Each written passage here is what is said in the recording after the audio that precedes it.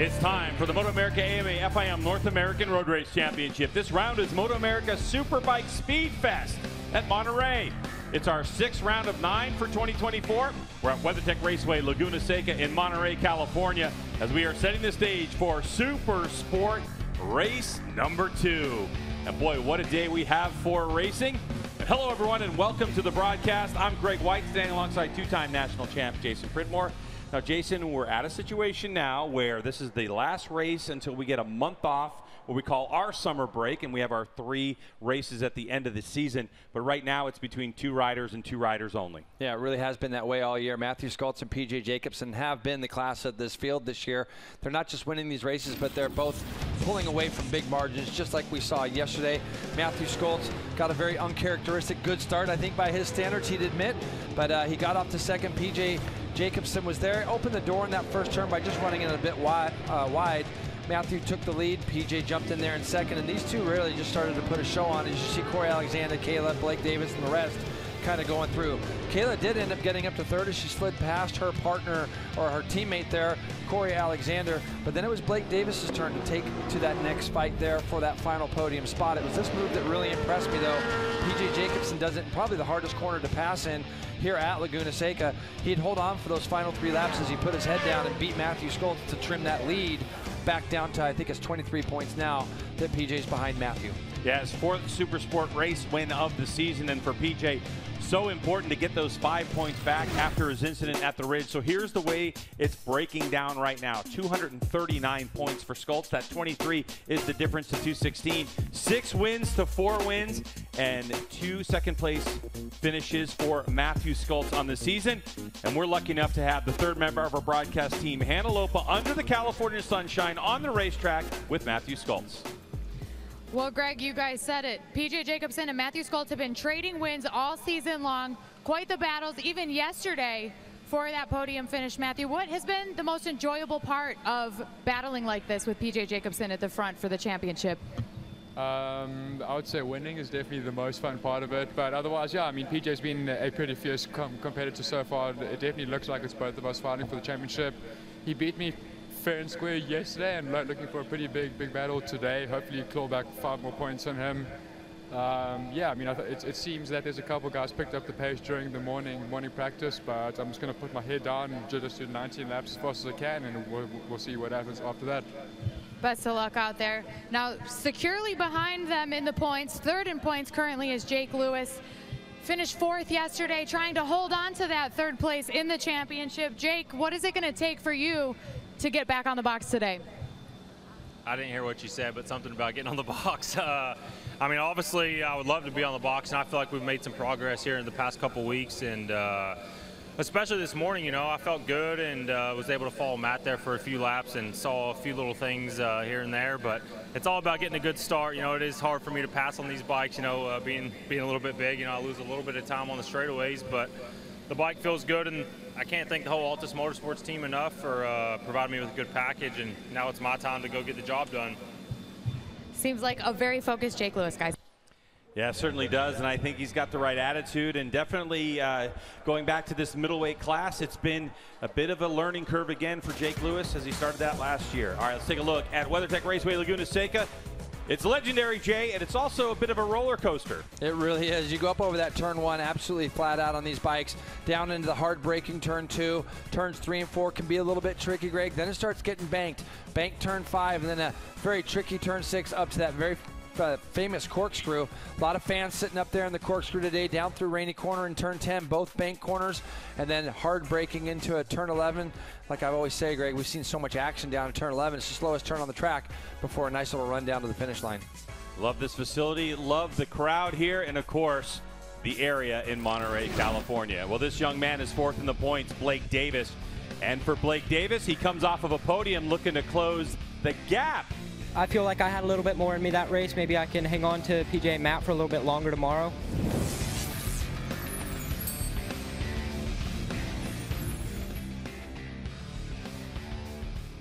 Continuing coverage here on MotoAmerica Live Plus, and for all of the fans that are out here at WeatherTech Raceway Laguna Seca, you can see the umbrellas out. That's not for rain. That is for the sunshine, trying to keep these riders cool, keep the bikes cool. Now with the sun out on the racetrack, track temperature now up to over 100 degrees. We're at 102.2. Thanks for that information from Dunlop and all of the information that they send us throughout the weekend. 68 degrees ambient. It's a beautiful afternoon, Roger. Yeah, it's perfect conditions right now for racing, and I think we're going to see the two guys at the front are going to put on a good show. Matt's going to want to claw back those 5 points. He lost yesterday, and you know PJ's going to be fighting hard to gain another 5 points, so we'll see if Matt was able to make those changes overnight. Where PJ was strong those last couple laps, and see how it shakes out. And then you got guys like Corey Alexander had an issue yesterday. He has the pace to run with those guys. Blake Davis depends on the start. A lot of things can happen here down into turn 2. Yeah, for Corey Alexander, we know it was the shifter that took him out of the podium fight yesterday, but they were able to work on that. Went back out this morning for the morning warm-up session, made a whole bunch of changes overnight and this morning when we were delayed with track time to be able to get him more comfortably on that motorcycle. He's a very tall rider, as he talked about. They needed to raise it up a bit more to be able to get that full foot peg off of the ground, but certainly looking to improve on his results from yesterday. A lot of work has gone into that number 23 Ducati.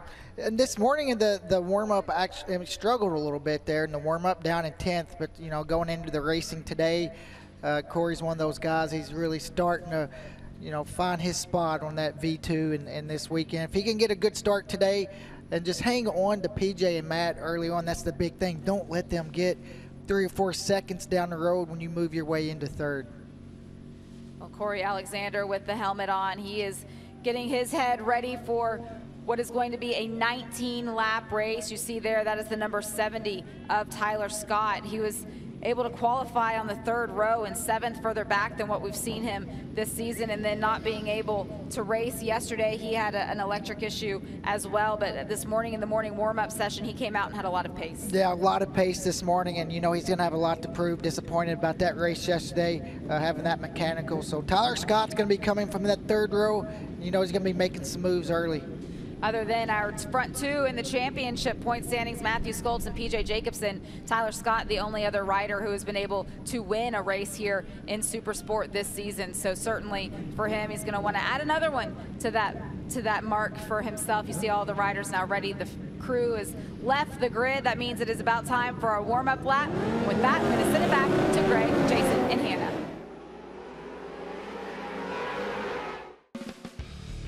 MotoAmerica Supersport coverage is brought to you by Dunlop, the official tire of the MotoAmerica Championship Series. Supersport motorcycles on track for their warm-up lap.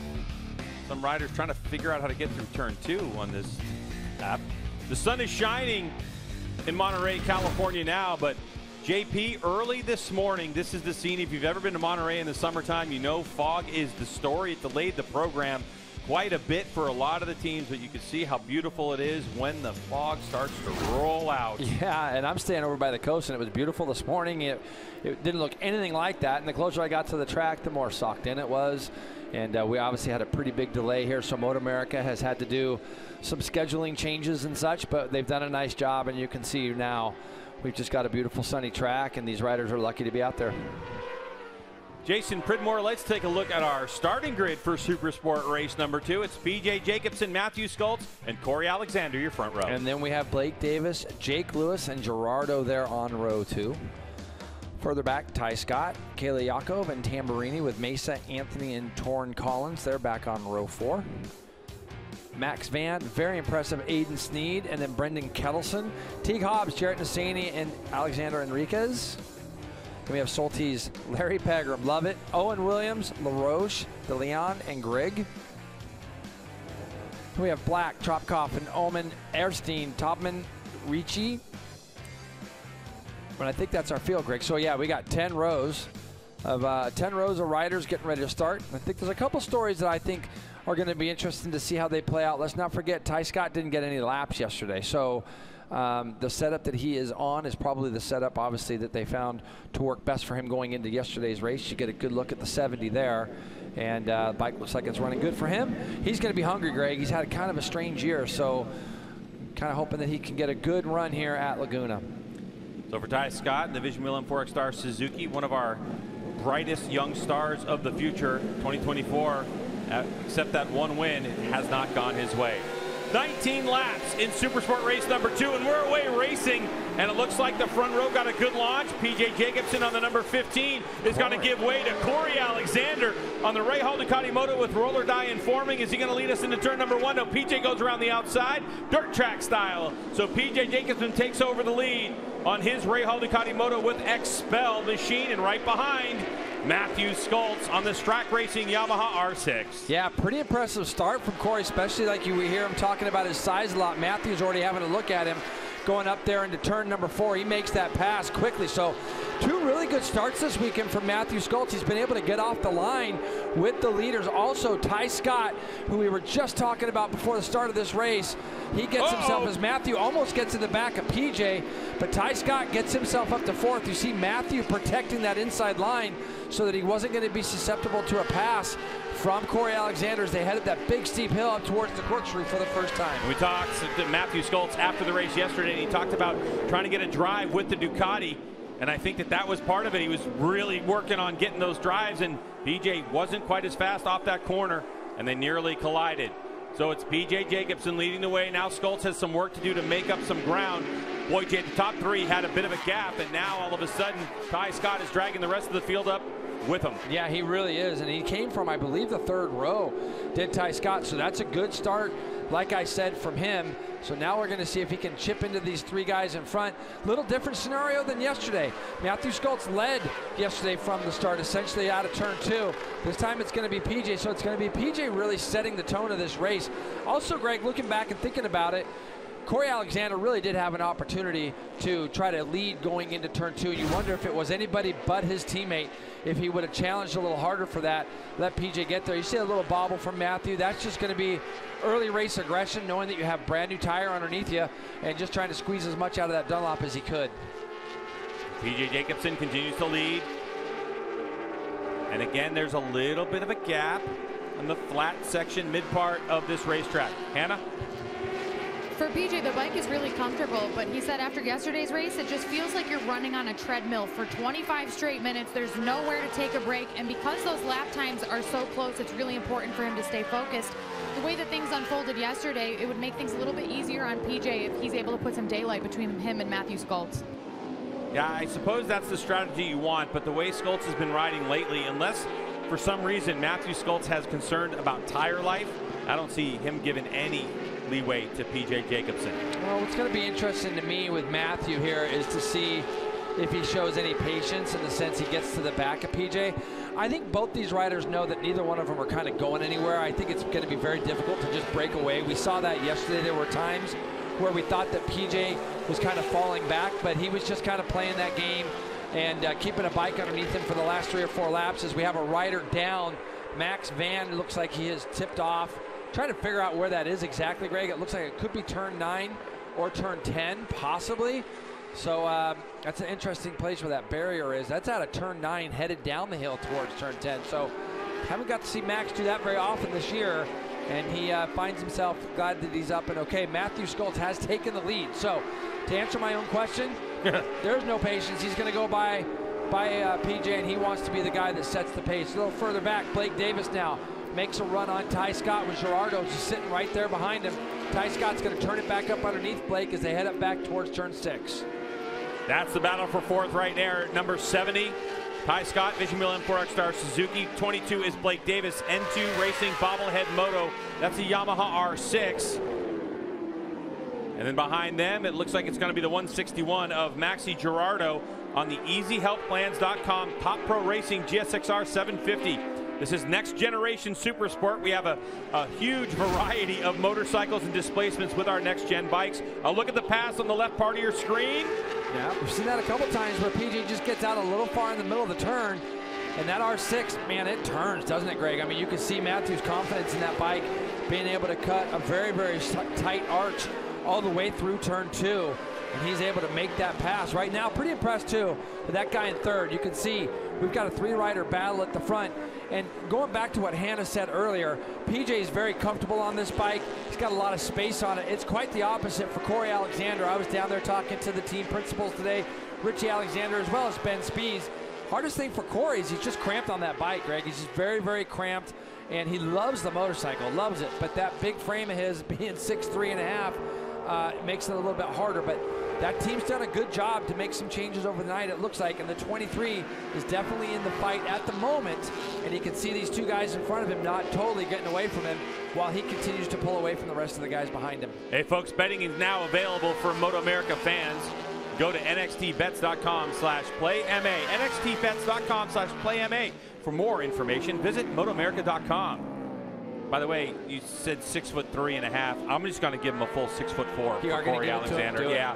You know, you need that half-inch. When you get older, you start to shrink, JP. I see. You know, well, he needs it then for sure. But yeah, so right now, really good stuff from him. And this is where, you know, we have some scenarios in our Superbike Championship that are like this also, where you look at the teammates. And if Corey can stay close enough, and these 2 guys get a little racy with each other, there's the potential where Corey could finish in between. Now, back to this battle. Blake Davis has made the pass once again.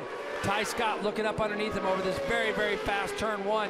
He's going to make that pass, and I love what I'm seeing from Mesa as well. Mesa has got by Gerardo, and he's in this fight for 4th as Davis stuffs it back up underneath Ty Scott. We also have Tamburini in this thing. We have Kayla in this battle also, as well as Jake Lewis. So Jake didn't get the best start. So to find Jake Lewis back there in this pack, as far back as he is from the front 3, is a little bit unusual. Hannah.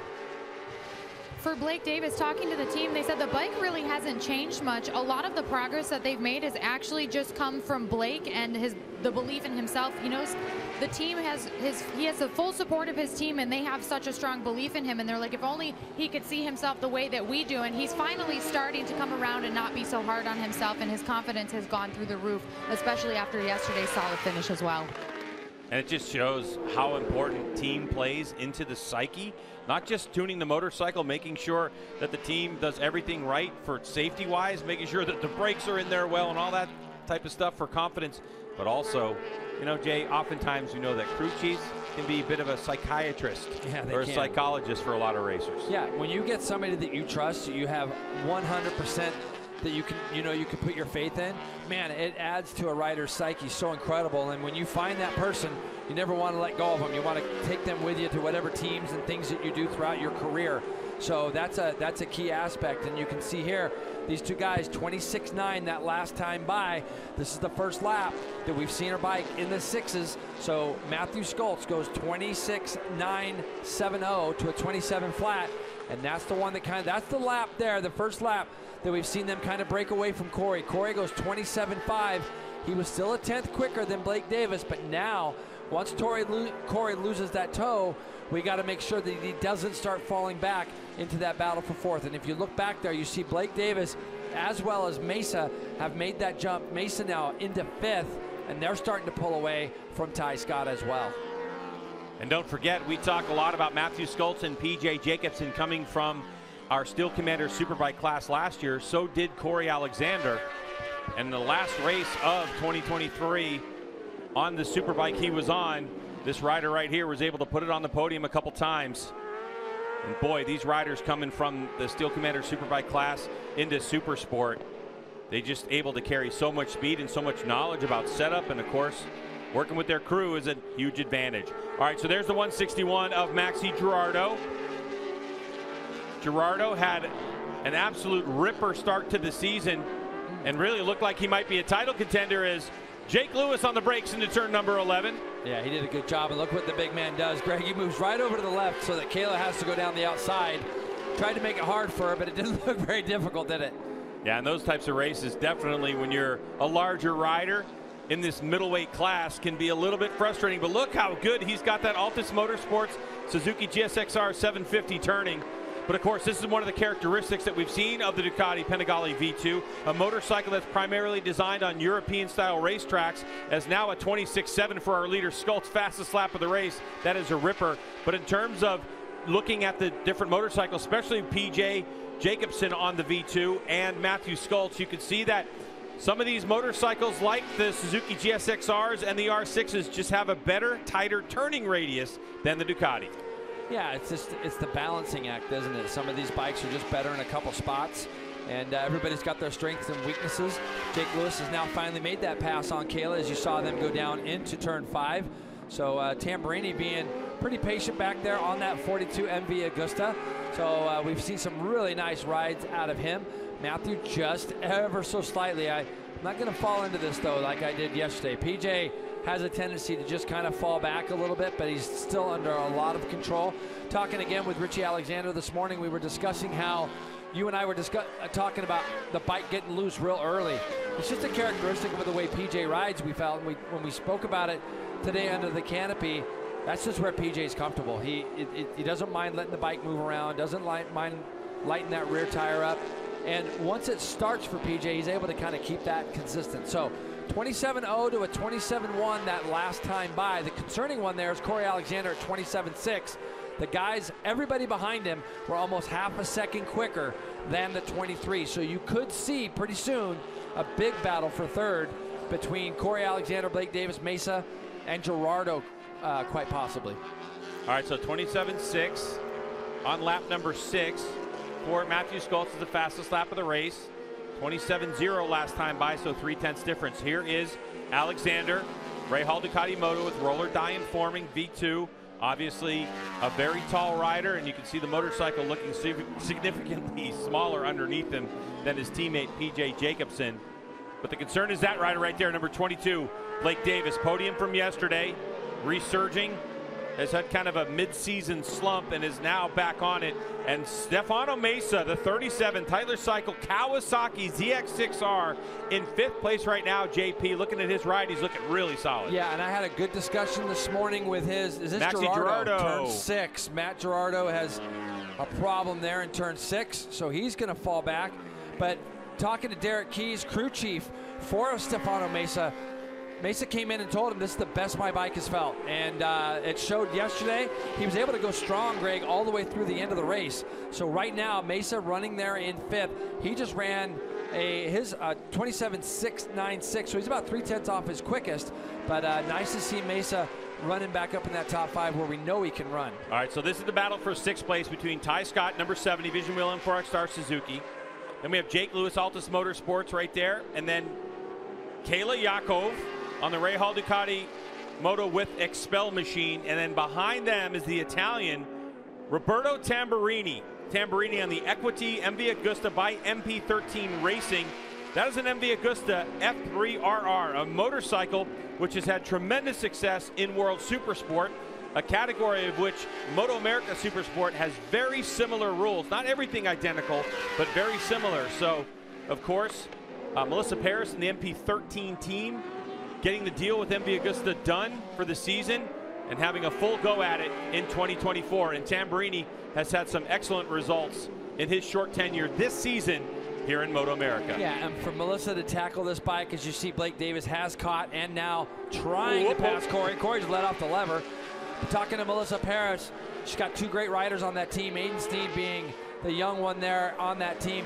She was telling me how different the setups are between the two, between Tamburina and Aiden. Completely different setups, and they've had to learn that bike, do the best they can as Corey once again just kind of holds Blake Davis off. This looks like it's going to be a true fight. These guys have quite a bit of a gap now over Mesa. It's about, what is it, Greg?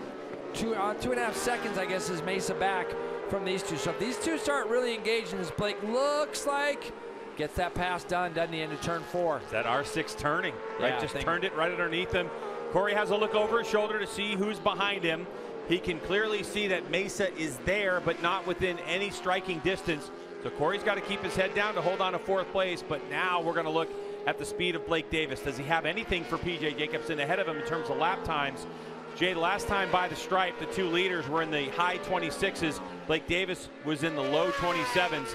That's not going to get it done, but if he can pick it up. However, out front, 4 riders ahead of Stefano Mesa, who we were looking at. Matthew Skoltz just went red in sector number 1, which means the outright fastest sector split. PJ Jacobsen just went red in sector number 3, chasing down Skoltz. Amazing, yeah, and this is the yo-yo effect that we have seen. PJ was 7/10 back that last lap, And it looks like it's kind of around the same this one. Let's see what kind of times they get down to on this lap. A 26.7 and how about a 26.6 from PJ. So PJ just seems comfortable letting Matthew set the pace, letting him kind of get out front. Not even that concerned with the gap that you see Matthew has pulled out.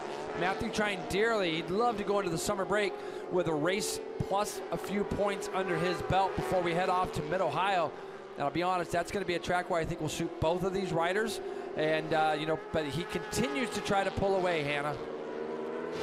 And Jason, it would be some good peace of mind for whoever does have the win going into this long break. There's only 3 rounds remaining for the rest of this championship. And talking to Matthew Skoltz about that, he said that's something that he's really starting to focus on, the big picture right now, as he's trying to overcome lap traffic here. PJ got a little bit closer to him, it looks like. But for Matthew, he said, I'd be lying to you if I didn't say I wasn't thinking about this every single second of every single day. Yeah, and that definitely can consume you.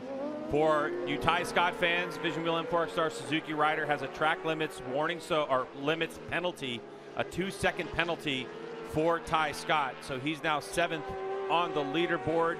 On the leaderboard, it looks like he's 7th, but actually he is in 9th place currently. So we'll keep an eye on Ty Scott and his progress through the field. As all eyes on the front of this race. After they come across the line now, JP, it's going to be 8 laps to go. And it looks like PJ Jacobsen coming off of the fastest lap of the race at a 26.657, goes 127.2. Yeah, but this and Skoltz slowed down to a 27.5. Yeah, I'm not really sure Matthew leaned into the back marker there. I felt like he could have just kind of held his line and gone straight up there. And, you know, I know he's trying to get over to the right for that line that he wants. You can see him pull back over, but it actually helped PJ more when that happened. So for PJ Jacobsen, that's why he was able to close in. Matthew that time went 27.5. He'll get his head back down here. Don't be surprised if you see the 11 jump back down into the 26s right now. Driving up the hill towards turn number 6. A blind, tricky corner with a little bit of a dip right about there where we saw PJ make a pass yesterday. Yeah, it's an impressive place to do it. It's so narrow and blind when you go up under that bridge, and you know that there's a big dip right in the middle of that corner. So, you know, it's a very brave place to do a pass like that. And PJ, I think, definitely won. You know, you got that pass based off the element of surprise that it comes with.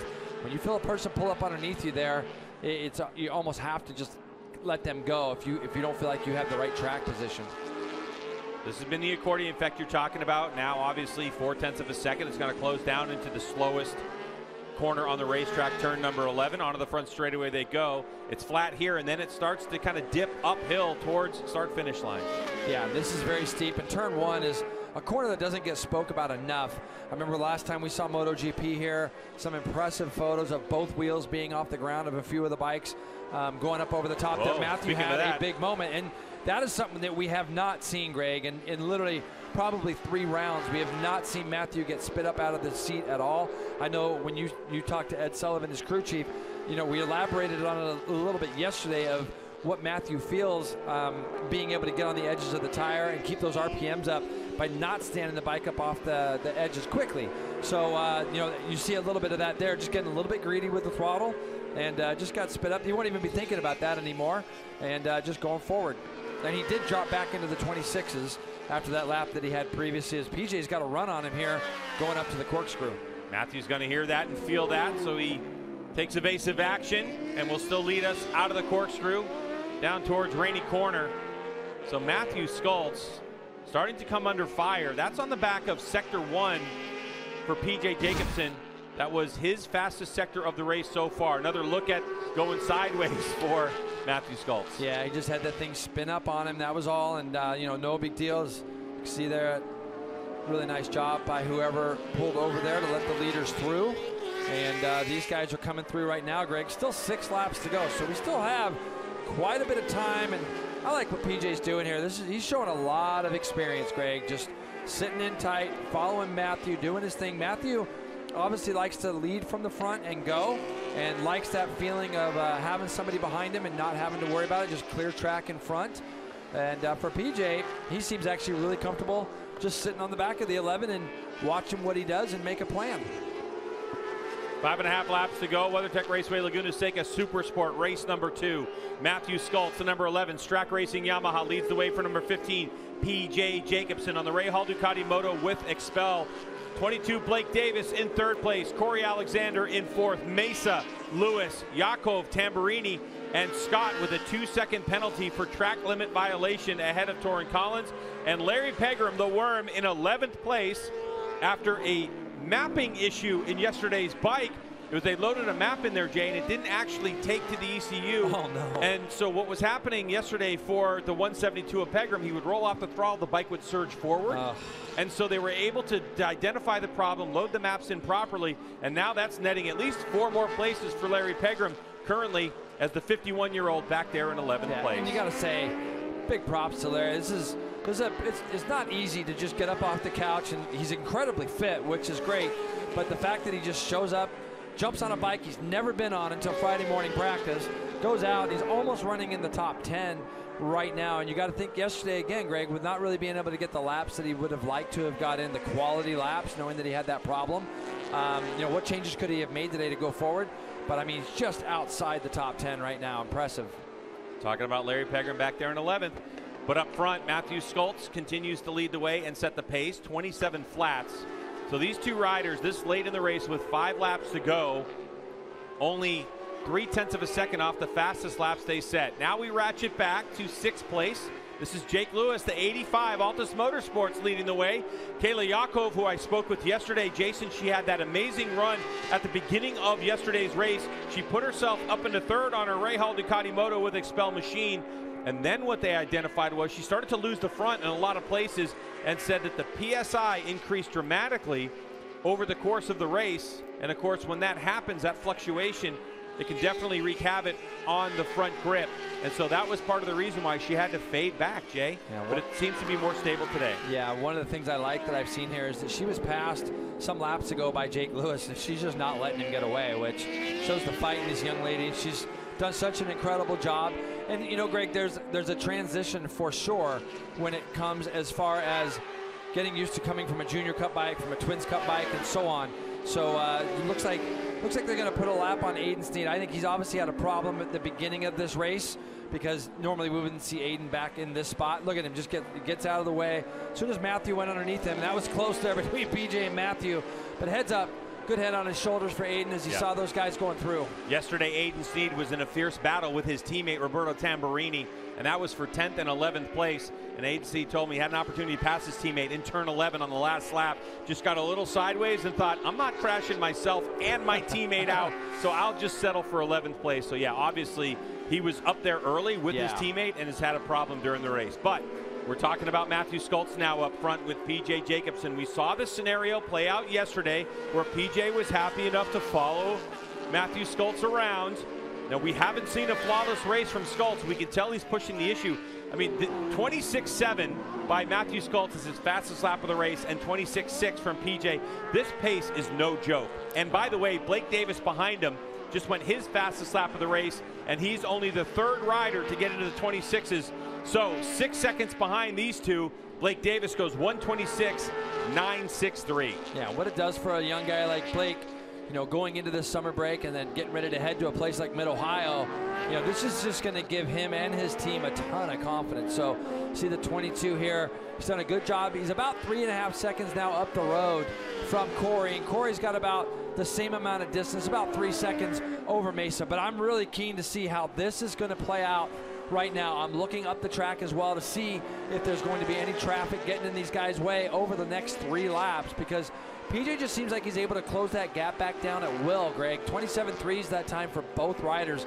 PJ is literally just kind of doing the exact same, just kind of ghosting onto the back of Matthew Skoltz right now, following his every move. We've seen this play out in years past too, haven't we, Jay? Not only in MotoAmerica racing, but MotoGP. I mean, I remember when, you know, Mick Doohan was leading the way and he had his teammate Alex Crevier, who would, Creville or whatever you want to say, would just follow him around, and stuff. All the time. It can be very frustrating for a guy who's setting the pace like Matthew Skoltz to know that at any moment PJ's going to attack him. The one thing we do know is that Matthew will be expecting, or at least have in the back of his mind, a pass in turn 6. But let's not forget yesterday's race. It'll be interesting to see if PJ does make this move. The second PJ, you can see how tight the Ducati can exit that corner there.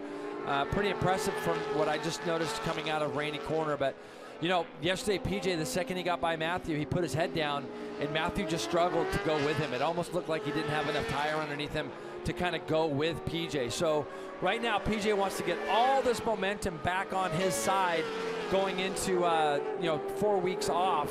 And, you know, he's just kind of sitting there. We got 2 to go. By this time yesterday, he'd already made the pass in turn 6. I believe it was 3 to go yesterday. You can see PJ's pretty sideways on the exit of turn 2. Where's he going to do it, though? That is the question, and that's what Matthew Skoltz is thinking as well. You can see Skoltz also searching for some rear grip. So we got about a lap and a half to go. Next time by the stripe, the white flag will be out as Skoltz trying to use everything the Yamaha R6 has to get away from this Ducati Panigale V2. Up the hill they go towards turn number 6. This is where PJ did it yesterday. Not going to be close enough today as Skoltz in through turn 6 and up. Look at PJ trying to get a run. Oh yeah, he's got a run on him if he gets to the left side of Matthew. You know, Matthew does a good job at kind of closing that off there, but it's like now I just got to think, you know, this is where even if you've made a plan, even if you've got an idea of where you want to go by a guy, when you know that you've only got 1 lap plus a few corners to go, it's going to be a big move. Matthew uses a lot of exit out of 10. PJ's able to close up on the back of him a little bit there. Maybe try to surprise him down into turn number 2 if he's close enough on this run across the stripe. Here we go. White flag awaits these two. Supersport race number 2 here at WeatherTech Raceway Laguna Seca. This is the battle for the lead and a fierce battle in the championship as well. Here comes PJ Jacobsen down into turn number 2. PJ going sideways, dirt track style. His roots of racing. You know, the thing is now, if he can roll through turn 4, turn 5 would be the next best option for PJ. As you can see, he's all over the back of Matthew at the moment. So for PJ Jacobsen, he's got to try to get through here well. He can actually draft off that big frame of Matthew Skoltz, but Matthew does a tremendous job getting out of turn 4. It's going to make it hard. Look how he moves over to the left. That's just to thwart those efforts that PJ may have had a thought of going down the inside of 5. So far Matthew's been able to play it a little bit defensive, but not slow the pace down. Look at all the way over to the left again. He's not letting PJ do what he did yesterday.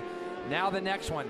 Matthew's going to have to go over to the left at the top of the corkscrew here because look at PJ's got to run. Yeah, but PJ's got to get by him because he knows Matthew's very aggressive in that section. Yep, that's a spot where Matthew's really good at closing that entry off at the top of the corkscrew. And now it's just anybody's guess. Now you just got to think, is it going to be a classic turn 11 move that PJ's going to just try to run it up underneath Matthew and park him? Here he goes, PJ Jacobsen trying to turn that Ducati, and oh, there's almost contact. PJ forces the issue and gets by. Big pass. What a move by PJ Jacobsen. He took the opportunity. Into turn 10 he goes. He has no idea how close Skoltz is, and to the line he goes, and PJ Jacobsen, head behind the bubble, streaking towards the checkered flag, will take victory here at WeatherTech Raceway Laguna Seca, Supersport race number 2. And here comes Blake Davis in 3rd place. Another solid podium for the young Yamaha rider. And it's going to be Ducati, Yamaha, Yamaha. How about this? Kayla got by Jake Lewis. She's going to get 6th. As you see, Mesa does a good job at rounding out that top 5. Wow, what a pass by PJ, Greg. And I'll tell you why that's set up. That's set up because of how tight he could exit Rainy Corner, and he could drive out of there and then put that bike underneath Matthew Skoltz, and you almost saw a little bit of contact there. That is racing. That is absolute hard racing with 2 corners to go. PJ makes a great pass. Look back a little bit further.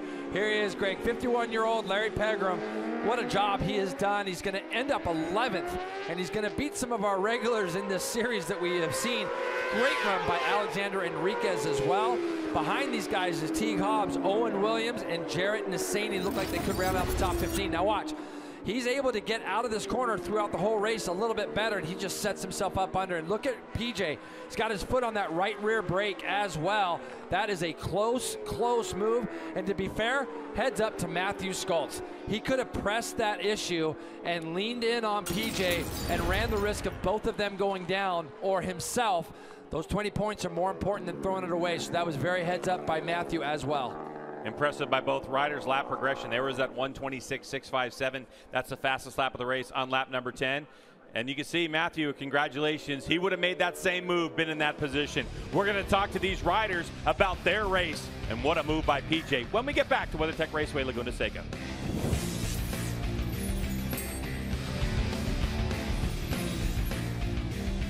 coverage here on MotoAmerica Live Plus as you watch PJ Jacobsen come around and down pit lane to be able to make his way over to the podium area. Roger, what a move. Amazing pass. I mean, we've seen PJ pass yesterday, pass today, 2 places. I'm sure Matt was expecting it coming into the last corner, but PJ, that was a tough pass, aggressive pass.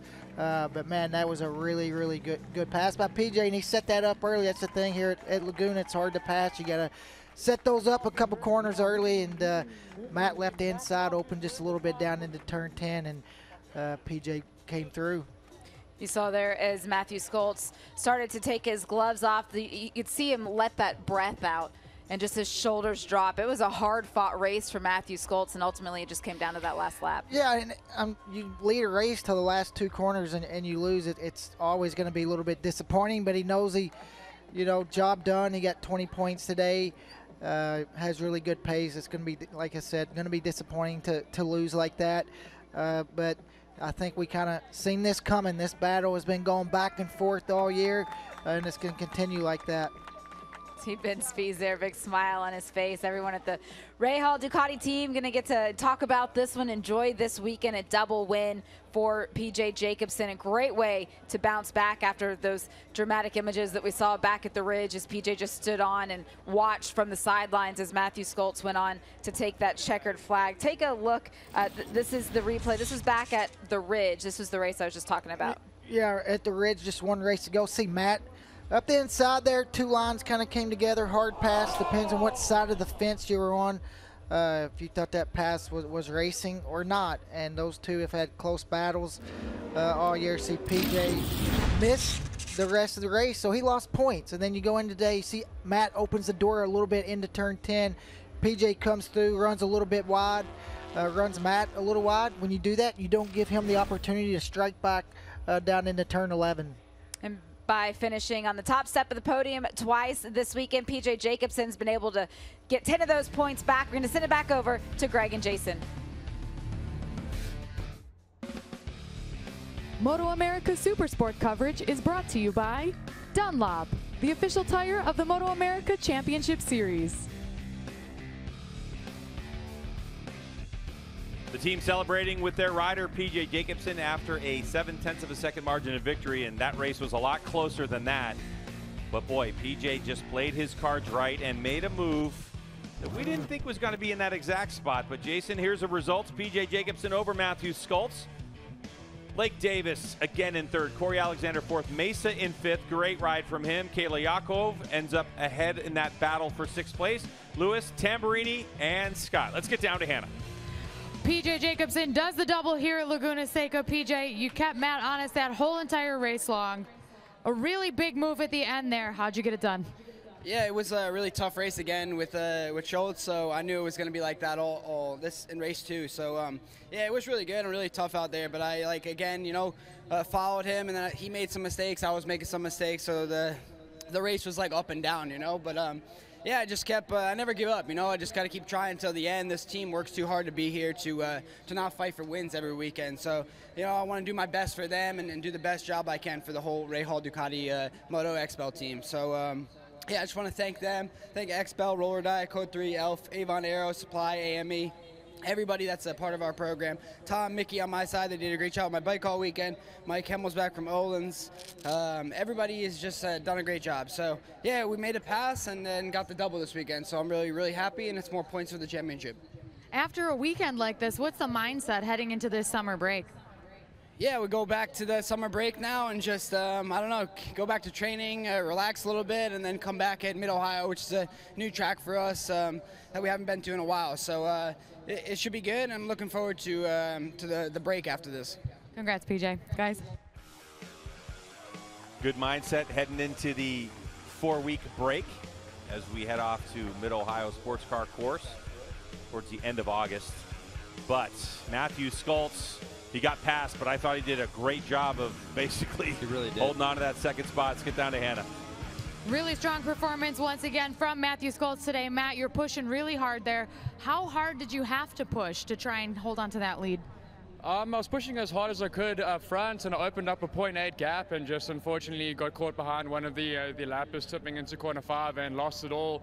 And then from then, I could just hear PJ's bike in every single corner. I was just trying to ride, defensively. I think there was only 6 or so laps left. The R7 tires didn't seem to have as much grip as they did yesterday. I had a couple of massive high-side moments. So I knew PJ was going to try to pass me somewhere, and I didn't think he was going to do it in the second last corner. He definitely caught me by surprise there. Well done. That was a hell of a move. Something I would have done. So, I mean, yeah, congrats to him. But just thank you to my team. They've been working hard. I think when we go to tracks, when we can use these softer compound tires, it's definitely going to suit us better. But I mean, overall, to get second again, I'm definitely happy. And yeah, just kind of looking forward to the last 3 rounds and trying to hold on to the championship lead. Thanks, Matt. Guys? Fair play. We can't talk enough about the heads-up move of him not forcing the issue. 100%. Yeah, I mean, like, and he just said exactly what you said, that if the shoe was on the other foot, he would have tried it at the same spot. I love the fact that he just owned up to it. Congratulated PJ. Let's move on to Mid-Ohio, and let's go try to see if we can win another race. Hannah. Another third place finish for Blake Davis. Blake, strong performance again. Take us through your race. I got off to I had a decent launch, and I was happy where I was at going into turn 1. Unfortunately, I got shuffled back a little bit on the first lap and had to make my way through. By the time I got into third place, the leaders were gone. I was hoping maybe today I could latch on a little bit better, maybe stay a little bit longer with them. But once I got into third place, I liked the pace I was running. I was happy with the times I was doing, and just tried to put a gap on the people behind me and see what I could do with the guys in front of me. Blake Davis heading into the remaining rounds of the season strong. And building confidence, which is so important. And the next stop is Mid-Ohio, which similar characteristics. We have more coverage from Supersport Race number 2 on the other side of this commercial break.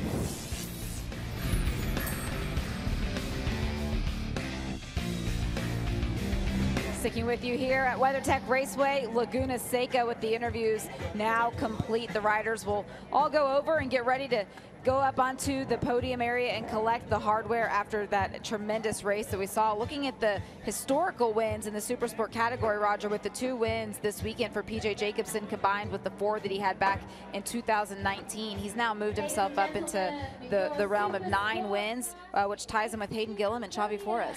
Yeah, and you got to think there's going to be a couple more wins coming as the season comes down, as he tries to close those points. And just a great ride, for PJ, able to hang in there. You see Joe Roberts, on the American racing team in Moto 2, was leading the points for a while till he broke his collarbone up there, heading out to the hardware. So it's cool to see Joe back here. But for PJ, he's just put an outstanding season together. It's just been that one.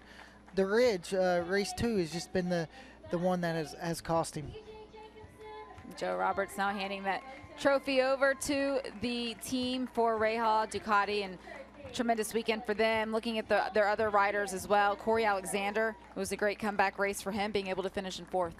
Yeah, and early on, Corey was looking pretty strong, and then for whatever reason, his pace dropped a little bit. Blake Davis, great ride by him. Stefano Mesa there, back in the top 5. That's got to be huge for Stefano, but Corey Alexander to bounce back from whatever the problem they had yesterday. Another top 5 finish for him. Has to be a pretty solid weekend for him. Stefano Mesa, you mentioned that top 5 finish. It is his 2nd top 5 finish of the year. Let's go ahead and go back over to continue with Greg and Jason.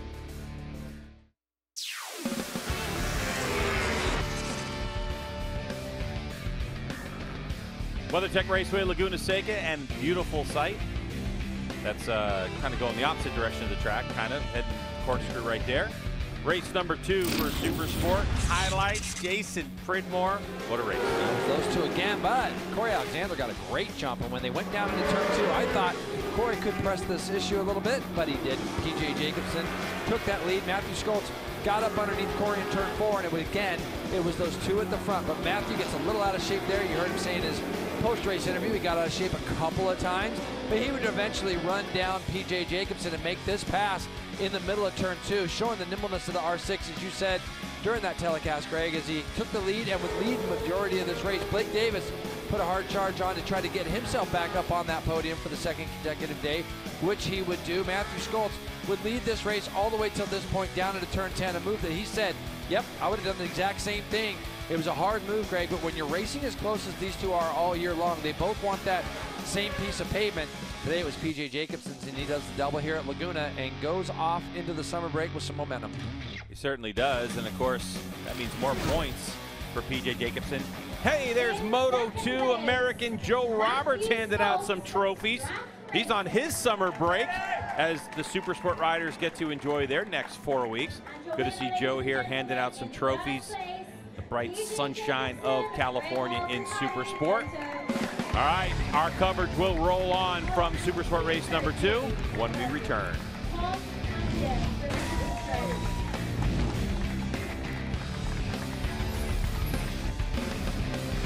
We are back here live at WeatherTech Raceway Laguna Seca. You can see bikes now leaving pit lane for the sighting lap. This is for Steel Commander's Superbike. It is round number 6 in the 10-round championship, race number 2 here at WeatherTech Raceway. And after the race yesterday, Roger, everyone's done the homework overnight to try and close that gap to Cameron Beaubier. That's going to be the big question mark, who's able to go with Cam. And we heard yesterday Cam talking about the last half of the race was a little bit of a struggle for him. Hasn't been able to train with that heel, so we'll see if the guys can keep a little bit more pressure on him early on, and then see if they can't make that push later into the race. We've seen the warm-up this morning. Loris Baz was really fast, Josh Herron, so some guys have made some big improvements. And Josh Herron certainly was strong yesterday as well, was able to take home another podium finish for himself. That's 6 on the season, combined with his 2 wins that he's been able to enjoy so far, and that moved him up into the points lead, the championship points lead. Only 1 point ahead now of Jake Gagne, 2 points ahead of Cameron Peterson, who sits in 3rd, and it is so tight at the top. Bobby Fong, after not finishing, was able to still stay as in the championship points hunt, now only 11 points back in 4th place. So we had a big shakeup after race number 1 yesterday, and another long race today. It's going to be another 20 laps for the Steel Commander Superbike category, and as we saw, anything can happen. Anything can happen. We've seen, Bobby had some problems this morning. The team had to rebuild his bike this morning in the warm-up. We've seen they were having some issues, so it's going to be interesting to see if they get that all sorted out going into this race. But you said it, 20 laps around Laguna Seca. This track is tough. It's physical. There's no place to rest on these big 1000s. Josh Herron, I think, is a guy that has showed a lot of pace this weekend and in a good spot. We're going to go ahead and send it back over to Greg White and Jason Pridmore.